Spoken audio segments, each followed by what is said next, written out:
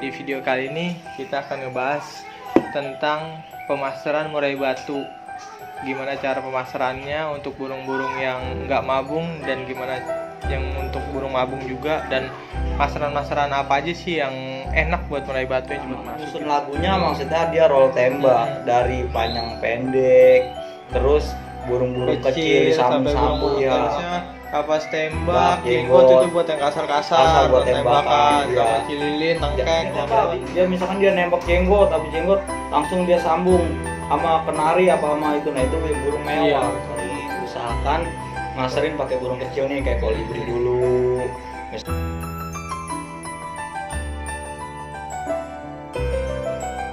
Assalamualaikum warahmatullahi wabarakatuh. Balik lagi di channel kita, Fem Channel, bersama saya Fajar dan Memi Riyadi. Di video kali ini kita akan ngebahas tentang pemasaran murai batu.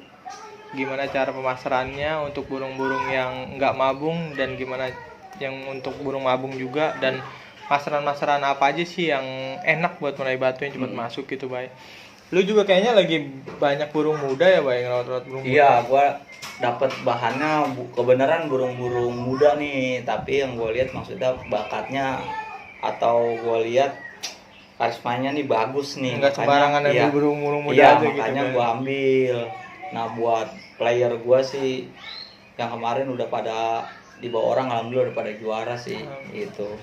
Emang kita kan kalau mau panjang kan emang ngeliatnya dari burung muda, jadi Iya, mainnya panjang enak. Kita kalau pertama yang kita lakuin ya tetap pemilihan bahannya. Ya, betul. Utama lah pokoknya kita amati nih. Pokoknya kalau gue sih milih burung itu yang gue rasa serap di hati. Kalau kata gue serap, tapi kalau gue lihat burung enak tapi hati gue nggak serap, gue nggak gue ambil. Kayak gitu sih. Untuk sepengalaman sendiri, pemasaran itu seberapa penting sih buat murai batu? Kalau pemasaran itu hal yang paling wajib menurut gue. Walaupun itu burung kerjanya mau ambak-ambakan apa, yang penting nomor satu pemasaran, karena ya kita tahu lah burung yang mahal atau burung yang mewah itu kayak burung nasional papan atas itu dia punya isiannya yang mewah. Dia itu punya irama nyusun lagunya, maksudnya dia roll tembak dari panjang pendek, terus burung-burung kecil disambung-sambung, tembakan, itu dia sambung semua. Itu menurut gua burung yang mewah itu. Sebelum ke pemasaran, lu yang biasa burung-burung apa sih yang jadi andalan lu buat masaran murai itu? Kalau gue sih sebenarnya simpel sih, baik. Kalau burung masaran yang pertama gue ambil nih ya, itu pertama kolibri, karena kolibri tipenya apa? Dia kan ada ngerol, ada nembaknya. Nah itu gue ambil karena buat ngisi kekosongan. Jadi pada saat dia ini si murai itu gue ambil. Nah terus gue pakai kinoi. Kinoi juga termasuk tembak kan? Tembak. Nah, kalau untuk burung nembak kasarnya kan kita bisa milih lah antara jenggot apa mau kapas tembak ya. Kalau kita emang budgetnya ada, ya kita ambil kapas tembak sama jenggot. Nah, berarti kan itu kan sesuai kantong kita juga. Nah, terus sama yang paling wajib aja itu pasti kenari. Iya, wajib kenari, karena kenari itu kan di konten yang satu tuh udah gue bahas. Kenari itu sebenarnya punya tiga tipe. Pertama kalau disambung kan jadi kenari. Kadang dia ambil tembakan aja jadi ciblek. Nah itulah kenari manfaatnya menurut gue paling penting. Kalau untuk burung cililin, ya kan dulu pernah gue ngerawat mati ibaratnya. Nah makanya buat cililin itu gue pakainya burung yang nggak ada di rumah gue itu. Gue pakai burung-burung di MP3 yang nggak punya kayak cililin, iya kayak ciblek itu gua akalinnya lah pakai MP3. Iya, gua pakai itu. Berarti ada kriteria khusus ya dimasukin, misalnya kolibri, kino itu masuk ke roll tembak, terusnya kapas tembak, jenggot itu buat yang kasar-kasar, buat tembakan, sama cililin, tangkek, lockbird. Jadi intinya itu burung itu punya senjata gitu. Jadi dia ntar pada saat dia ngebuang lockbird, misalkan dia ngantem lockbird, ntar dia mau buang cililin, tapi dia nggak bakalan putus di burung-burung kecil gitu. Gitu teman-teman, sorry gue potong. Jadi kita kan sekarang udah main burung udah makin kesini makin IO juga yang gue lihat nih Bay, dari pas kemarin kita ambil rangkum kita jalan-jalan, itu burung-burung tembak sekarang itu udah dikebawahin mulai karena dia nggak ngisi kekosongan si murai batu tersebut. Betul nggak? Iya benar, tapi kalau yang dia nembak dia tanpa jeda itu mewah. Iya betul. Ada kan durasi ya. Nembak ada gini, nembak ngopi, diem. Betul. Ngopinya lama nih, nembak lagi diem. Nah itu burung kita, wah mau juara susah kalau burung kayak gitu. Kalau dia punya dia tembak, dia misalkan dia nembak jenggot, habis jenggot langsung dia sambung sama kenari apa sama itu, nah itu burung mewah kalau menurut gua. Tergantung walaupun dia nembaknya banyak asal dia durasinya rapet, benar nggak? Nah itu masih bagus, masih bagus. Makanya kan kadang-kadang yang kalau teman-teman sendiri punya burung yang mungkin nembak jeda kekosongannya teman-teman masih bisa diakalin, Bay. Benar nggak? Cari burung-burung rollnya itu. Iya benar. Jadi pas mabung atau pas hariannya mungkin di rollnya itu lebih dirapetin lagi sama gua. Biasanya burung-burung roll juga nggak gede-gede juga volumenya kan. Nah untuk burung-burung pastol, untuk dari trotol nih usahakan masterin pakai burung kecil nih kayak kolibri dulu. Misalkan kolibri berapa sebulan atau 2 bulan nih kasih. Nanti setelah itu baru kita ganti burung sejalur, apa kenari, apa jenggot ya kan. Kasih dulu burung sejalur atau abis jenggot udah rapi, apa kita kasih kapas tembak yang burung sejalur baru. Ntar setelah dokor apa kita mau kasih suara cililin atau suara kenari, nah itu bisa. Nah setelah itu baru dah kita kombinasiin. Setelah dia udah bisa baru kita mix, namanya kita campur tuh kombinasi. Nah itu biasanya untuk burung-burung yang mapan. Nah burung yang mapan tetap gue masterin setiap hari, jadi gue ingetin terus gitu. Nah, untuk misalnya gini Bay, misalnya teman-teman dapat burung yang demennya suara burung ini, misalnya gerejaan aja tuh kayak punya si Coan, bawaannya maunya ibaratnya ya dia kesenangannya mungkin kan ya, biar supaya dia tuh bawainnya begitu terus dominan gereja. Nah itu bisa, nah kan dia udah bisa gereja ya. Kalau bisa kemarin kan dia gua saranin burung lu kan udah gerejaan mulu.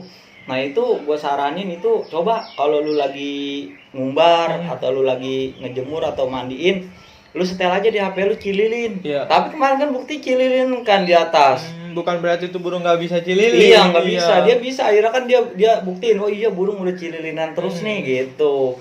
Nah untuk kawan-kawan kalau masalah gereja sebenarnya paling gampang, lempar aja milet pakan apa? Lovebird, kita lempar aja ke atas, pasti gereja pada ngumpul di situ. Itu dia pada berantem berebut juga, pasti bunyi ya. Di situ. Jadi dia ntar kayak udah keseringan di situ banyak makanan. Itu kalau bakal balik lagi ke situ. Iya itu. Terusnya untuk pemasaran yang berat-berat kayak gitu mungkin nggak sesuai sama kantong nih, Bay, teman-teman, kayak cungko, kayak yang ya kan itu bisa diakalin pakai petri. Kalau cungko kan bisa kita ganti sama kino yang murah, Bay. Sama 300 dia hampir mirip, cuma kan memang ada perbedaan di volume kan ya, tapi menurut gua nggak masalah lah, yang penting kita bisa nutupin burung kita bisa belajar intinya. Nah semua balik ketika udah kita sediain semua masteran, sampai kita dari MP3 juga kita bantu. Nah tergantung balik lagi ke si burung. Ada burung memang yang bener-bener otaknya bagus, dia langsung nge-save nih. Ada juga burung yang memang agak lambat. Nah burung yang kalau menurut gue bahannya bagus ya, ini kita masterin, dia masuk. Ketika kita bawa ke gantangan, dia ketemu burung nembak ini, itu pulangnya pasti ditiru sama dia. Dia nge-save di lapangan. Iya, ibaratnya dia nemu isian lah. Nah, nemu isian di lapangan yang dia menurut dia aneh. Makanya ketika burung kita jarang, misalkan kita nggak masterin jenggot. Tapi di lapangan ada yang jenggotan. Nah, biasanya burung-burung muda itu nyimak dulu. Makanya itu sering, wah burungnya suara apa nih, pasti dia bingung. Itu biasanya ada yang kayak gitu. Iya emang kadang-kadang burung dimasterin ada masterannya sampingnya, malahan kagak bisa Bay suara burung itu, burung masterannya. Ntar giliran masterannya udah mati aja, gue pernah ngalamin masteran mati. Besok dia suara Lilin. Nah, makanya kadang gini, kalau bisa juga kita silang gitu. Misalkan yang agak kita deket ini, misalkan kolibri dulu. Nah, setelah kolibri kita jauhin misalkan di belakang. Nah, kita sambung kenari. Nah, di kenari. Jadi gitu. Jadi kita puter-puter aja. Kalau gue sih biasanya gitu. Iya, di rolling. Jadi emang pemasaran untuk murai batu emang tuh nomor 1 ya, montar. Sekarang gini sih teman-teman, kadang-kadang banyak yang mau beli burung kita misalnya udah nggak ketemu settingan pun kita masih rada gampang kalau materinya banyak, bener nggak Pak? Iya, nah kalau emang masterin antara burung yang muda sama yang dewasa itu memang beda. Ya? Kalau yang muda itu kan kita punya tahapan dari burung kecil dulu, terus burung sejalur. Biar kenapa sih gue sering ngebahas tuh paling banyak tuh tentang pemasteran. Karena gue pikir gini ya, udah pokoknya intinya burung yang juara, yang mewah, yang punya isian mewah. Itu menurut gue. Terusnya gini, Bay. Masteran kan mungkin sesuai budget, mungkin kalau yang mahal-mahal kan masterannya bawahnya panjang-panjang, itu ngaruh nggak sih sama si burungnya? Nah, kalau yang masalah bawain panjang enggaknya itu tergantung karakter dia. Karakter si murahnya. Si murah itu tergantung dia bisa nyusun lagunya mau ngikutin masteran panjang itu tergantung karakter dia. Tapi kalau dia nggak bisa ya tetap dia cuma bisa aja standar gitu, standar. Banyak emang pertanyaan sama gue gini, Om, kok burung si Om panjang-panjang, burung saya nggak gitu. Ya sama, saya juga ada burung yang nggak sepanjang itu dan ada emang yang panjang-panjang. Nah itu semua balik lagi ke bahan yang kita rawat, yang kita pilih juga ya. Kita milih ini burung kepake gak untuk lomba. Nah jadi kita tetap pemilihan nomor 1, kedua pemasteran. Nah baru kembali ke perawatan kondisian gitu. Lapangannya. Oke teman-teman, untuk video kali ini tentang pemasteran, menurut gue itu cukup jelas ya, Bay ya. Iya. Nah untuk gue sih nambahin ya, emang ada burung kalau untuk dimasterin dia lebih tenang pada saat kita kerodong. Memang lebih maksimal pada saat dia mabung. Betul. Nah tapi nggak masalah walaupun dia nggak mabung, pada saat harian tetap kita ingetin dan kita masterin. Betul, udah cuma itu aja sih. Yang penting teman-teman punya burung mabung nggak mabung, yang penting itu dimasterin, maupun itu burung hidup ataupun MP3 ya, Bay. Sekalinya nggak ada budget kan. Pokoknya kita sediain aja biar dia itu milih mana sendiri. Suara yang dia suka, nanti dia susun sendiri. Gitu. Nah untuk burung-burung yang muda, usahakan ablak dari pagi sampai siang. Karena kenapa? Biar dia biasa bawain lagu isian pada saat dia ablak. Nah nanti ketika siang kita kerodong, kita masterin lagi. Takutnya kalau langsung kita rawat seperti burung yang udah jadi, dia isiannya kadang pada saat di kerodong aja. Malah gitu. Dia kadang-kadang berbengong aja. Iya, pas begitu di ablak dia diam nggak bunyi. Nah, itu biasanya gua kalau burung muda banyak kan gua ablak kayak gitu. Kalau udah masuknya ke pastol lah, udah mulai kita mau rawat ke lomba tes. Nanti ketika udah juara-juara dan satu kali mabung dia udah enak, baru setelah rawat gua ngenanginin, baru gua kerodong. Namanya kan itu burung udah jalan disebutnya. Oke teman-teman, untuk video tentang pemasaran ini cukup sekian. Kalau ada yang mau ditanyain bisa di kolom komentar. Kalau ada yang mau saran untuk dinaikin temanya juga bisa di komentar, di request, nanti kita listing ya, Bay.